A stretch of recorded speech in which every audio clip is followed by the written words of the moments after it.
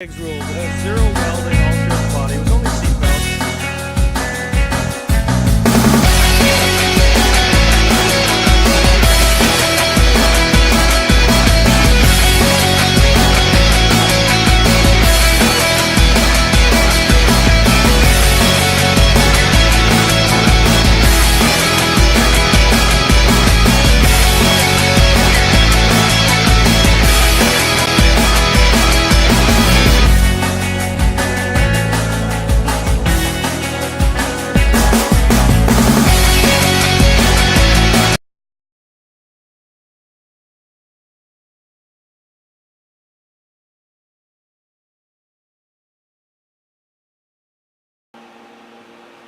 Well, good news, everybody. I had some parts come in. Not all of them. I'm still missing one or two small parts.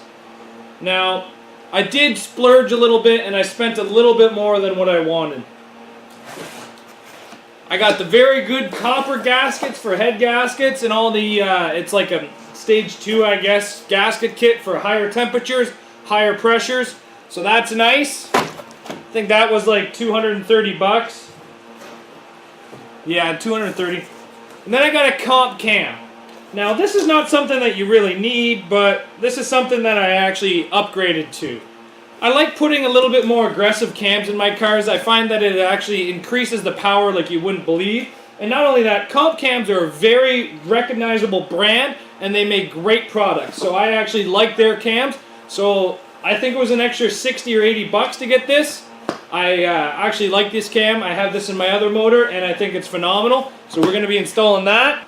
Along with the comp cam, I also got the comp cam lifters. Now these here are actually just look like the original lifters, but they got a little bit better of a spring rate inside of them.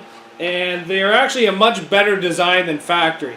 So I'm going to be putting these in, and you got to use these when you use that cam. They recommend it to be sold together. And they say that the old ones will not perform as well with the new cams. So I bought those as well. I think those were $230. Now, I did order more parts and they're not in, but this is just this. Now, I also got a piston ring kit. Now, inside here, it's got the top and the bottom piston rings. Let's see if I can zoom in on that. And then the oil rings as well. Now, these do not take a special tool to install. All they are is you just got to take your time. You got to make sure you put the right rings on the bottom and the right rings on the top. It's pretty easy. Just use your hands. And there's actually instructions. Now I know you and I and most of my YouTube viewers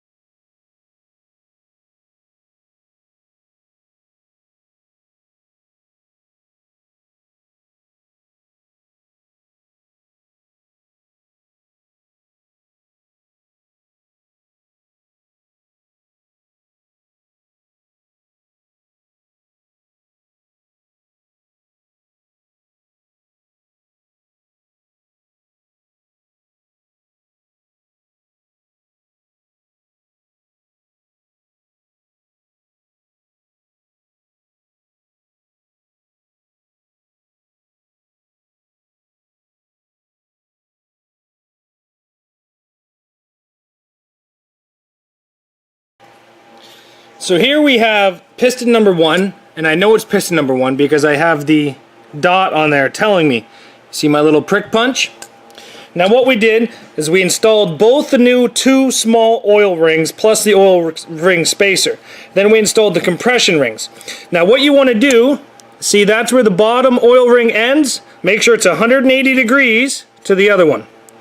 Now what I do is I spin the bottom one to 90.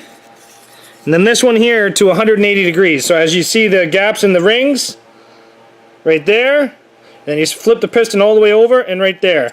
Now what we're going to do is just going to take off the bottom. Maybe take off the bottom. Beautiful. We're going to put the piston into its hole. Now this is cylinder number 1. because I took them all out and I remember. Make sure that you have it nice and square. Just goes down in there ever so nicely. You're going to want to take this ring compressing tool that we brought from Princess Auto. Very, very cheap. I think it was like 13 or 14 bucks, maybe 20 bucks at the max. Put it right over top of all the rings on the piston.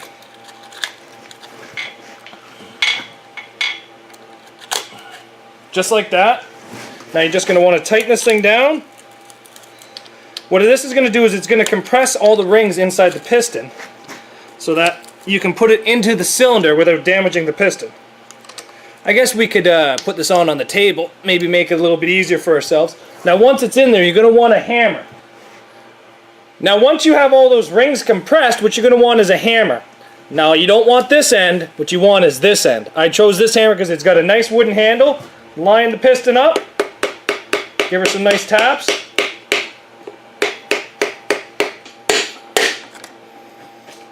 There you go.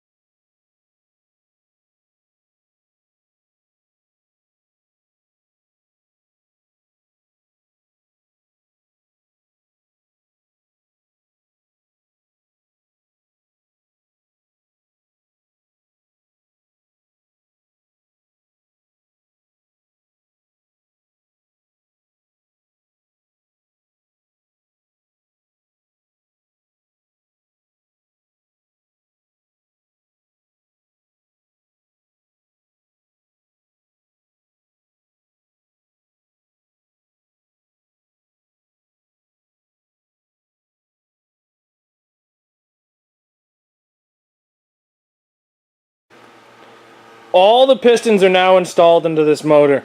It took me a little bit longer than I was thinking it was going to take me, and it was really tedious. I think it would have been nicer if this engine block was about, I don't know, 12 to 16 inches taller, because then I wouldn't have had to bend over so much. But nothing is torqued yet. I'm going to go borrow a torque wrench from one of my neighbors and make sure everything gets torqued down correctly. All the bearings are in, all the piston rings are in, everything like that. It's basically starting to look like a motor again, and I'm really happy about that. Because I don't have the torque wrench, the next thing I'm going to do is basically install the cam. But again, I'm not going to put the lifters in or anything like that, and because I do not have the cam gear, and I do not have the bottom of the motor torqued.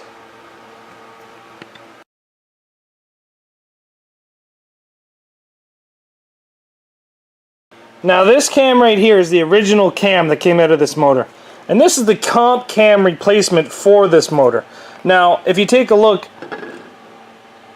everything is in the same spots as it was previously, but as you can tell, the comp cam's got a lot more weight to it, and each one of these actually has a lot more lift to it.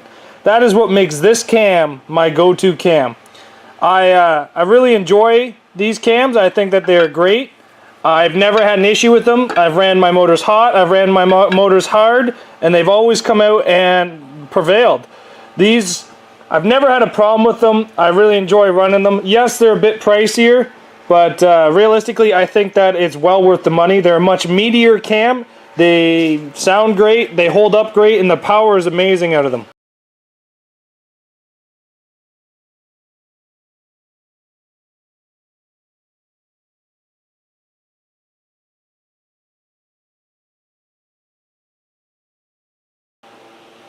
Now that this motor, the pistons are back in it, we have the cam in it, what I'm going to do is I'm going to go get a torque wrench from a neighbor or an uncle, whoever gets it to me first.